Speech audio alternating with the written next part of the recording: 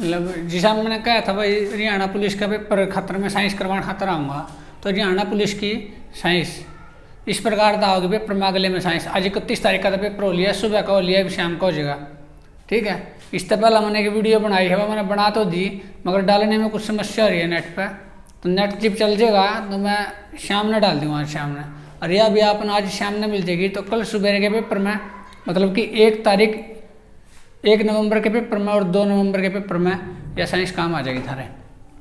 कल देख लियो 1 नवंबर के पेपर में से बिल्कुल परफेक्ट आया पाओ, इन्हें शेयर कर दिया अपने यार दोस्तों ने, जिसका हमने सिलेक्शन करवाना चाहो। जिसका ना चाहते उसका बेशक ना करो, ठीक है। जिसका सिलेक्शन कराना चाहो उससे शेयर कर दो।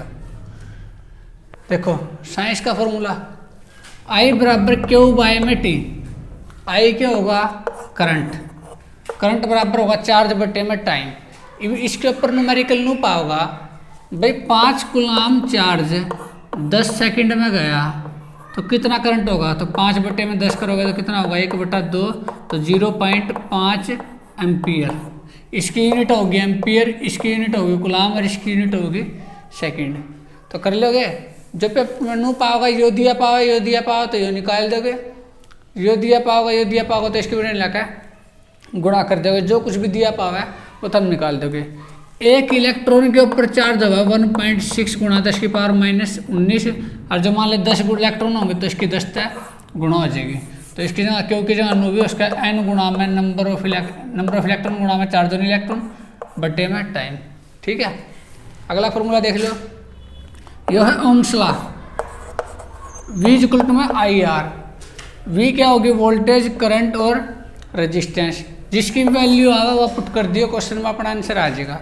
मगर एक होगा पावर का फॉर्मूला, वो होगा V गुणा में I, और ईट का फॉर्मूला होगा V गुणा में I गुणा में टाइम। ठीक है, यह पावर होगी। और एक हॉर्स पावर में 746 वाट में, एक हॉर्स पावर में कितने वाट में? 746 वाट में है।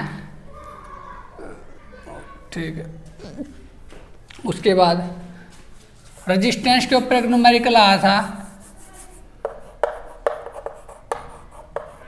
रेजिस्टेंस के ऊपर एक न्यूमेरिकल आया था, उसका मतलब रेजिस्टेंस के ऊपर और भी आ सकते हैं।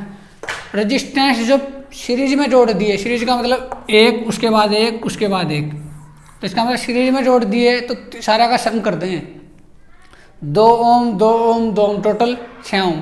मगर जो पैरेलल में जोड़ दिए तो जो 1 बटा जो टोटल होगा वो किसके बराबर होगा? सब ने 1 बटे में लिख देंगे, सब ने 1 बटे में लिख देंगे जितने भी दिए पाओगे। जो 3 दे रखा हो तो 1/3 1/3 1/3। और फिर बाद में एक बात का ध्यान रखिए, जो रेजिस्टेंस आएगा टोटल, इसका उल्टा भी करना, क्योंकि 1/t की वैल्यू है, तो t की वैल्यू क्या होगी? जो भी हमारा मान ले मेरा आंसर आ गया 2/3, तो आंसर बाद में क्या होगा? 3/2। ठीक है, यो क्या होगा? पैरेलल का। ये 2 चीज, जो सी चीज मैं बताऊँ ये ध्यान रखने की बात है। उसके बाद एक चीज होगा कैपेसिटेंस। जो कैपेसिटेंस जो पंखे में लगा है, जो भी दिया पास का है, जो रेजिस्टेंस का बिल्कुल उल्टा हुआ है। तो सीरीज का फॉर्मूला यो है नहीं, तो कैपेसिटेंस में सीरीज का फॉर्मूला होगा 1/CS बराबर 1/C। मगर जो पैरेलल होगा तो पैरेलल में कैपेसिटेंस का फॉर्मूला होगा C पैरेलल, C1 प्लस में C2 प्लस में C3। तो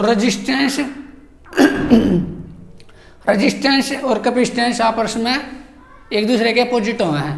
रेजिस्टेंस जो सीरीज में जुड़ेगा तो कैपेसिटेंस पैरेलल में जुड़ेगा। ठीक है, उसके बाद अगला देखो, जो आया था मोबिलिटी के ऊपर, इलेक्ट्रॉन मोबिलिटी क्या होगी? ड्रिफ्ट वेलोसिटी बटे में इलेक्ट्रिक फील्ड। किसका फॉर्मूला है? मोबिलिटी का। अभी जो यहाँ 1 होगी तो जो किसके बराबर हो जाएगा? इसके बराबर हो जाएगा। अगर कुछ भी आज का न्यूमेरिकल आ जाएगा इसके ऊपर। अगला एक जो फॉर्मूला है वो इसके साथ में है, ड्रिफ्ट वेलोसिटी यहाँ पे इस फॉर्मूले में है। तो करंट बराबर आ रहा है एरिया, मान लो कंडक्टर है तो कंडक्टर का जो एरिया ऑफ क्रॉस सेक्शन, जो नंबर ऑफ इलेक्ट्रॉन इसके अंदर है, और ये चार्ज ऑन 1 इलेक्ट्रॉन, और यह ड्रिफ्ट वेलोसिटी, तो इसका हमारा क्या आ जाएगा? करंट आ जाएगा। ये तो एरिया है, ये नंबर ऑफ इलेक्ट्रॉन कितने हैं इसके अंदर, ई के है चार्ज ऑन इलेक्ट्रॉन, और वी डी के है ड्रिफ्ट वेलोसिटी, तो इसका हमारा क्या आ जाएगा? करंट आ जाएगा। अब रो यह है रजिस्टिविटी, रजिस्टिविटी। चलो मैं ये मिटा दी हूँ सारा, एक बार देख लो इसलिए ध्यान, स्क्रीन शॉट ले लो, स्क्रीन शॉट ले लो, ले मिटा दियो इस तरह इधर वाला।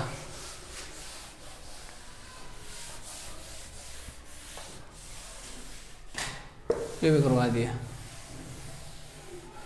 रेजिस्टेंस का एक फॉर्मूला आ रहा है, R is equal to rho L upon A. Resistance बराबर है रजिस्टिविटी गुणा में लंबाई बटे में एरिया। तो ये क्या आ रहा है, रजिस्टिविटी आ रहा है या लंबाई एरिया किसी चीज पर डिपेंड नहीं करती, डिपेंड कौन करे है, रेजिस्टेंस। या तो रजिस्टिविटी है तो मटेरियल की है, तो रजिस्टिविटी का फॉर्मूला है m upon n square tau, n number of electron, E charge on electron, T relaxation time, relaxation time. एक इलेक्ट्रॉन को दूसरे इलेक्ट्रॉन तक टकराने के बीच में जो टाइम खाली है नहीं उसका नाम है टी रिलैक्सेशन टाइम। ठीक है, इसका उल्टा आ रहा है कंडक्टिविटी। कंडक्टिविटी ने सिग्मा था डिनोट क्या कर रहा है, वाई यो क्या था m upon n square tau, अरे वो जगह n स्क्वायर टाउ बटे में m। ठीक है, अब जो कुछ निकालना हो वो याद कर लियो। याद रखियो रजिस्टिविटी, रेजिस्टेंस की यूनिट होगी ओम, रेजिस्टिविटी की यूनिट होगी ओम मीटर, तो नुए कंडक्टिविटी की यूनिट होगी इसका उल्टा पर ओम पर मीटर, पर ओम पर मीटर। मगर पर ओम ने पहले लिखा करा सिमन, सिमन पर मीटर, सिमन। ये पाओगा क्वेश्चन में, सिमन बताओ किसकी यूनिट है, तो सिमन पर मिनट मीटर यूनिट है इसकी। पर ओम का उल्टा है क्या हुआ है, सिमन होगा। तो रेजिस्टेंस है तो कंडक्टेंस होगा, कंडक्टेंस वो क्या होगा पर ओम, ये ओम है तो वो क्या हो जाएगा पर ओम हो जाएगा। ठीक है, अगला देखो आर रो एल अपॉन ए आ रहा है, जो लंबाई बढ़ाओगे तो रेजिस्टेंस बढ़ जाएगा, एरिया एरिया बढ़ाओगे तो रेजिस्टेंस कम हो जाएगा क्योंकि इन्वर्सली प्रोपोर्शनल है। ये याद रखिए, थर तेन बताया जाओगा भाई लंबाई डबल कर दी, 2 गुना कर दी तो एरिया के रेजिस्टेंस क्या हो जाएगा 2 तो गुना हो जाएगी। जो एरिया डबल कर दिया तो रेजिस्टेंस क्या हो जाएगा 2 तो भाग हो जाएगा। और दोनों कह दिया भाई लंबाई बढ़ाई और एरिया कम, मतलब कि कोई वायर पकड़ कर खींच दी, पकड़ कर खींचेगा तो मान ले 2 गुना खींच दी तो एरिया डबल होगा, जो लंबाई डबल होगी नहीं तो एरिया आधा हो जाएगा। तो लंबाई जो डबल होगी तो एरिया आधा हो जाएगा, जब पकड़ कर खींचेंगे उसने, पकड़ कर खींचेंगे लंबाई डबल हो जाएगी तो एरिया आधा हो जाएगा। तो 2 पर जाकर गुणा हो जाएगा, टोटल 4 हो जाएगा। तो रेजिस्टेंस कितना हो जाएगा 4 गुना। जो इसका मतलब पकड़ कर बढ़ाओगे नहीं तो वह मतलब कि पकड़ कर जितने गुना बढ़ाई है उसका स्क्वायर हो जाएगा। ठीक है, जो फॉर्मूला है इससे भी आ जाएगा क्वेश्चन। एक और अगर है चार्ज बराबर है कैपेसिटेंस गुणा में वोल्टेज। भाई इतनी वोल्टेज है, इतना कैपेसिटर है तो उसके अंदर कितना चार्ज है। जो पंखे में जो कैपेसिटर आ गया इसका काम आ गया चार्ज स्टोर करना, तो इसका मतलब कितनी वोल्टेज है, जितनी वोल्टेज आप अप्लाई कर रहे हैं कितने का कैपेसिटर है, माइक्रोफैराड का है और कितने चार्ज होगा, तो दोनों की गुणा कर देंगे तो हमारा टोटल चार्ज आ जाएगा। चार्ज की यूनिट होगी कूलाम, इसकी फैराड और इसकी वोल्ट। जो यो कैपेसिटर में ऐसा माइक्रो फैराड में दिया पावा तो इसने कन्वर्ट कर लिया, 10 की पावर -6 तो गुणा करके जो फैराड में बदल जाएगा। और एक चीज होगा व्हीटस्टोन ब्रिज। व्हीटस्टोन ब्रिज क्या है,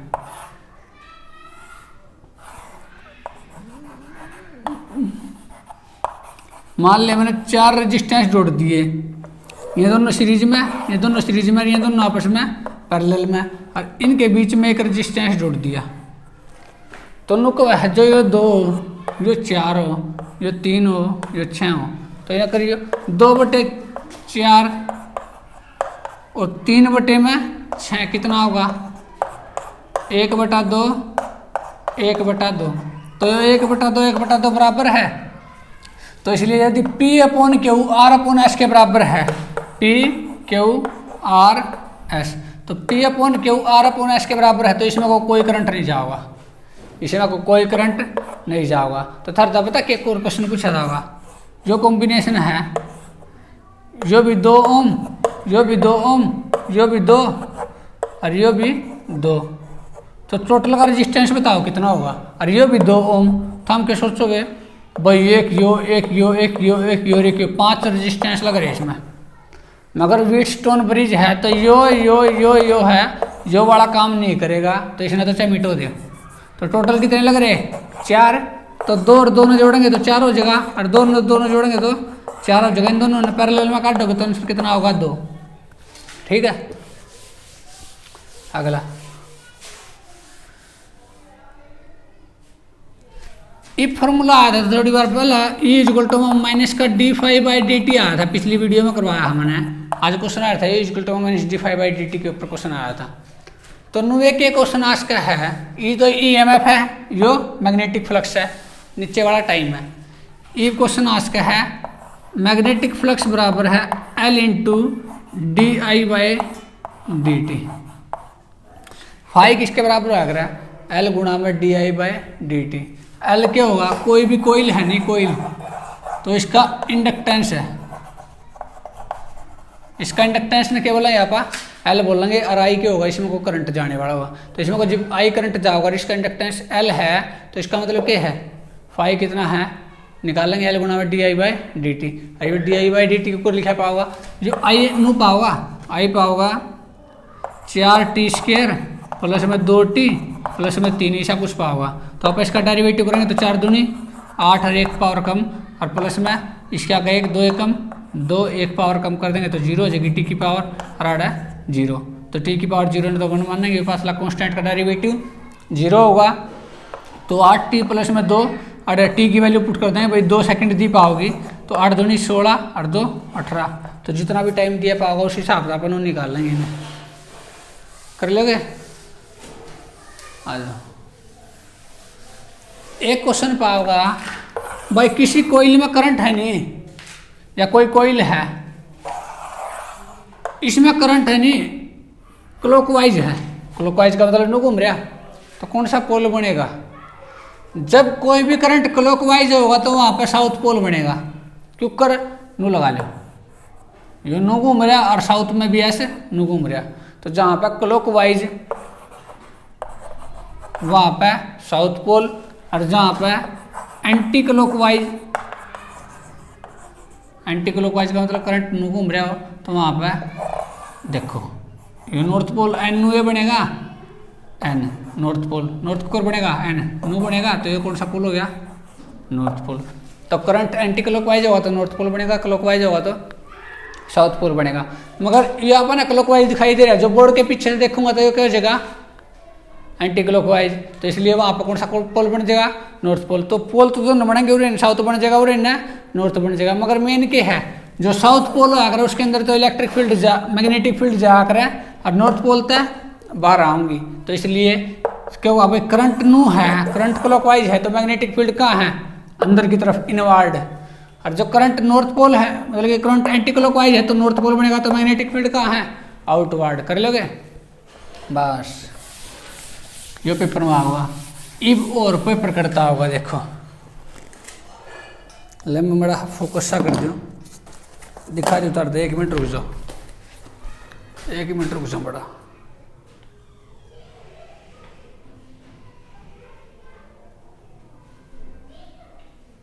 ले दिखाई देगी सामने, देखो जो क्या है, ये उड़ता रहे थे क्वेश्चन भाई, कौन सा ऑर्थोपोडा है, कौन सा क्या चीज है।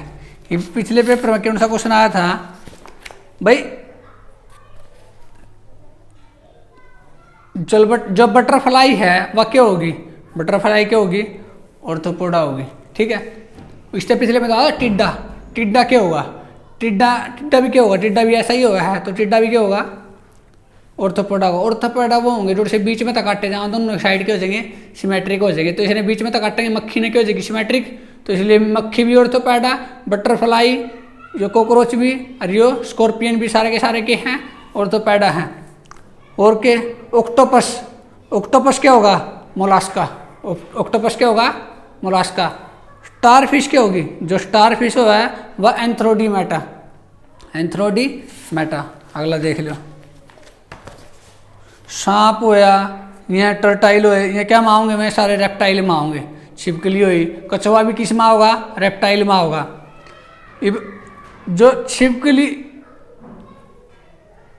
या तो आउस वाली छिपकली थी या रेप्टाइल में आओगी, मगर एक क्या है, क्या बोले रोशना पा, जो गो पाटड़ा बोल लग रहा है, न्योड़ बोल लग रहा है, ये मिंडक होया, ये सारे किस में आओगे, एम्फाइबिया में आओगे। किस में आओगे, एम्फाइबिया। या मछली की सारी किस में आओगी, पीसीज में आओगे। पीसीज पीता बनेगा कदे आप था सोचो थम। और जो बर्ड्स होंगे सारे के सारे किस में आओगे, एव्स में आओगे, AVES, एव्स में आओगे। ठीक है, तो ये 9th क्लास की बुक में है, किसी के घर पर हो तो 9th क्लास की बुक उसमें तो देख लियो, जो plant diversity in living organism में है। ठीक है, एक क्वेश्चन आया था फ्रोथ फ्लोटेशन प्रोसेस, यह है फ्रोथ फ्लोटेशन प्रोसेस। ठीक है, जाग बनाना, इसमें तो ये आ रहा था NaCN ZNS डिस्पर्जेंट कर यूज काम करेगा होगा। ईब क्या है, इसके सामने दे रखा है, जिसने पेपर बनाया NCERT थी उस दौरान, तो इसका मतलब इसके सामने दे रखा है, एक तो मैग्नेटिक सेपरेशन ऊपर, इसके सामने है, और लिख रहे हैं किस किस में कौन सा होगा, एल्यूमिनियम होया, बॉक्साइट होया, एल्यूमिनियम का रेबॉक्साइट होया, कलिनाइट होया, आयरन का hematite, magnetite, siderite, iron pyrite, copper का copper pyrite, malachite, cuprite, copper glance, zinc का जिंक ब्लेंड, कैलमाइन और जिनसाइट। तो ये सारे और दे रखे इसमें, ये याद कर लियो, चैप्टर बहुत इंपॉर्टेंट चैप्टर है। कौन सा है जो 12th क्लास का है, general principle of magnetic separation ना, general principle of isolation of metals. अगला देख लो, जो नेमिंग रिएक्शन है, रिएक्शन तो क्या करता आ जाए, जो Br2 के ऊपर CH2 लगे पा जाए तो यह रिएक्शन है। ये देखो रिएक्शन किस में है, यहाँ सारी 12वीं क्लास की जो किताब है NCERT सेकंड पार्ट है, उसमें तो दे रखी रिएक्शन। थोड़ी देर पहले रिएक्शन पूछी थी, उसके आसपास की रिएक्शन आऊँगी, मैंने 2 पेपर हम देख ली रिएक्शन, तो रिएक्शन के आऊँगी हैं आसपास की रिएक्शन आऊँगी। और जिसने पेपर बनाया है उसने को 3 का टेप रेखा ले, मैं थरते दिखाई दी हूँ। ये देखो रूजो, हमें यकीन नहीं होगा इस बात का। देखो या रिएक्शन आ रही थी थोड़ी देर पहला, गाटर मान मुझे दिखाई दे रही सामने, हाँ यार रिएक्शन आ रही थी पेपर में, कभी नू गिरू तो बेंजीन के ऊपर जो लिख रहा है नहीं, सारा का सारा नू का नू चेप रखा था जिसने, तो इसका मतलब जिसने बनाई है उस दौरान पेपर था ये बनाने खातर, तो इसका मतलब इस तो ऊपरली रिएक्शन देश का है, अगली देश के या कोई सी भी रिएक्शन देश का है, तो इसका मतलब रिएक्शन कोई सी भी आज का है। देखो नू का नू छिपे पाओगा को तो ये पूरा का पूरा लिख रखा, जो कोई उषा दिंदा बना कर जिसको याद होती मान ले मन में, तो क्या दिंदा नू का नू तो लिख रहा।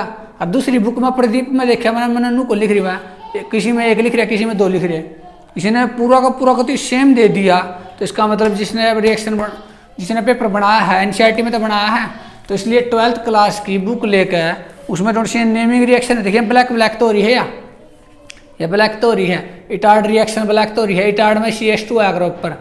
ठीक है, तो ये रिएक्शन खातर 12th की NCERT पढ़ लियो सारे बाढ़ के।